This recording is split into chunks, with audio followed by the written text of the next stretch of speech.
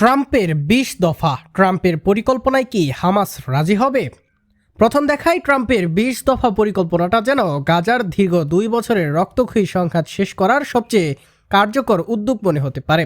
Trump নিজেই বলেছেন তিনি মধ্যপ্রাচ্যের হাজার বছরের সমস্যার সমাধান খুঁজছেন এবং ব্যাপারটা বাস্তবায়নের জন্য তিনি প্রচুর রাজনৈতিক মূলধন ছেড়ে নিয়েছেন। এবং শুনতে পাওয়া গিয়েছে আঞ্চলিক কিছু সরকারও এই ধারণার পাশে দাঁড়িয়েছে। কিন্তু কাগজ এবং মাঠ দুই আলাদা জগৎ। নথিটি দেখলে মসৃণ লক্ষ্য দেশ আছে, কিন্তু সেটা এতটাই অস্পষ্ট যে বাস্তবে নামলে বহু প্রশ্ন দাঁড়াবে। সহজভাবে বললে এটা বড় আশা দেখায়, কিন্তু ভেতরে অনেক ফাঁকফোকর আছে যা ভুল পথে গেলে নতুন জটিলতা তৈরি করবে। সবচেয়ে বড় সমস্যা হচ্ছে হামাসের প্রতিক্রিয়া। পরিকল্পনায় বলা হয়েছে হামাসকে অধিকাংশ বা সব অস্ত্র সমর্পণ করতে হবে এবং গাজার প্রশাসন চালাবে এমন একটি শান্তি পরিষদ যা পশ্চিম বা ট্রাম্প সমর্থিত কন্ট্রোলের অধীনে থাকবে। এসব শর্ত নিয়ে হামাস সহজে রাজি হবে বলে মনে হয় না।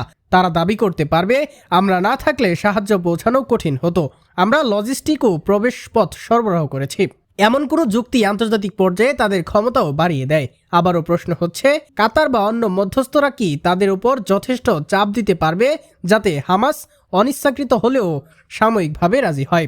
কারণ হামাস যদি রাজি হয় তা তাদের রাজনৈতিক ও সামরিক অস্তিত্বের জন্য বড় আঘাত। আরেকটি জটিলতা ইসরায়েলি বন্দীদের সমস্যা। পরিকল্পনা অনুযায়ী চুক্তি কার্যকর হলে ৭২ ঘন্টার মধ্যে বন্দীদের মুক্তি দিলে ইসরায়েল যদি পরে বলে তারা শর্ত ভঙ্গ করেছে, তাতে ফের যুদ্ধ শুরু হবার সুযোগ পাবে।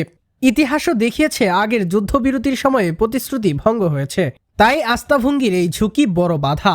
পাশাপাশি ইসরায়েলের প্রত্যাহার মানচিত্র ও গতির বিষয়গুলো অস্পষ্ট। অনেক অঞ্চল ইতিমধ্যেই ধ্বংসপ্রাপ্ত, তাই ধীরে ধীরে বা নির্বাচিতভাবে প্রত্যাহার ইসরায়েলের জন্য সুবিধাজনক। সেজন্য তাদের কৌশল ও সময়সীমা কোথায় থামবে তা অনিশ্চিত। ট্রাম্প বলেছে আরব দেশগুলো গাজা নিরস্ত্রীকরণের ব্যাপারে সমর্থন দিয়েছে। এটি যদি সত্য হয় তা এক ধরনের ইতিবাচক সিগন্যাল। কিন্তু এখানে প্রশ্ন হচ্ছে তারা কিভাবে অংশ নেবে? কি শুধু অর্থ বা পুনর্গঠন দেবে নাকি সেনাবাহিনী পাঠাবে?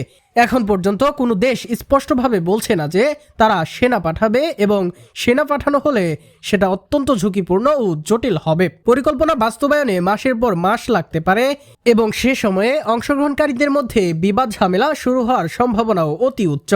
নেতানিয়াহুর রাজনৈতিক হিসাবও গুরুত্বপূর্ণ। দেশের ভিতরে বিভাজন রয়েছে, যুদ্ধবিরোধী মনোভাব ছড়াচ্ছে এবং আন্তর্জাতিক বিচ্ছিন্নতা বেড়েছে।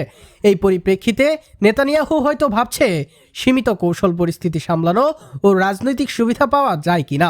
যুদ্ধ চালিয়ে গেলে খরচ অনেক বেশি, তাই একটি কূটনৈতিক ফলাফল তাকে স্বল্পকালীন রাজনৈতিক আয় দিতে পারে, তবুও সেটা স্থায়ী শান্তি নিশ্চিত করে কিনা সেটা স্পষ্ট নয়। সংক্ষেপে বলা যায় ট্রাম্পের পরিকল্পনায় আঞ্চলিক সমর্থন মিলেছে বলে সেটা বড় অর্জন, কিন্তু বাস্তব কাজ এখনই শুরু।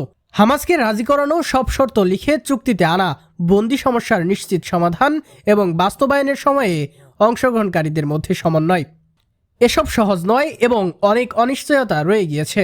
সফলতা অবশ্যই সম্ভাব্য, কিন্তু স্থায়ী শান্তির পথে এখনও বহু ঝুঁকি ও ব্যর্থতার সম্ভাবনা থেকে গিয়েছে। আপনি কি মনে করেন এই পরিকল্পনা কি বাস্তবায়নে শান্তি আনতে পারে নাকি নতুন সমস্যা তৈরি করবে?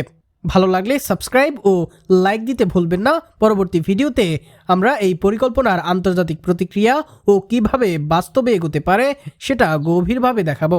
ধন্যবাদ।